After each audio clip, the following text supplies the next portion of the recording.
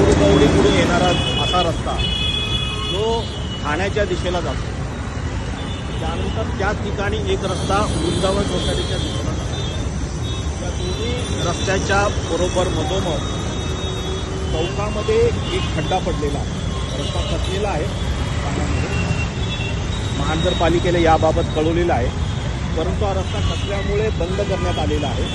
Single line pass होते ठाण्याच्या दिशेला, सिंगल लाईन पास होते वृंदावनच्या दिशेला. माझे सर्व वाहन चालकांना आवाहन आहे, जे घोडबंदरकडून येत आहेत त्यांना जर का ठाण्याला जायचं असेल त्यांनी कृपा करून साकेत ब्रिजचा वापर करून क्रिकनाका मार्गे ठाण्या दिशेला जावं किंवा घोडबंदर ब्रिजचा वापर करून कॅडबरी जंक्शनच्या दिशेला जावं आणि त्यानंतर तिथून इच्छित स्थळी जावं. सदरचा रस्ता हा पुढचे 2-2.5 तास बंद राहणारे कामामुळे, कारण काम करणं अतिशय आवश्यक आहे.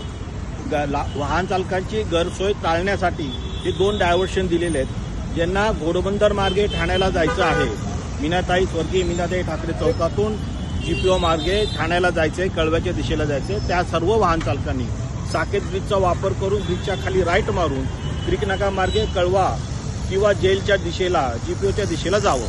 किंवा ज्यांना कॅडबरी दिशेला जायचं आहे, ज्यांना ठाण्याच्या इतर दिशेला जायचं आहे, त्यांनी घोडबंदर ब्रिजचा वापर करावा आणि कॅडबरी जंक्शनच्या दिशेला जावं. यामुळे त्यांची गैरसोय पण टाळेल आणि सर्व वाहन चालकांना त्याचा दिलासा मिळेल. पुढचे 2 ते 3 तास कदाचित काम चालू राहील.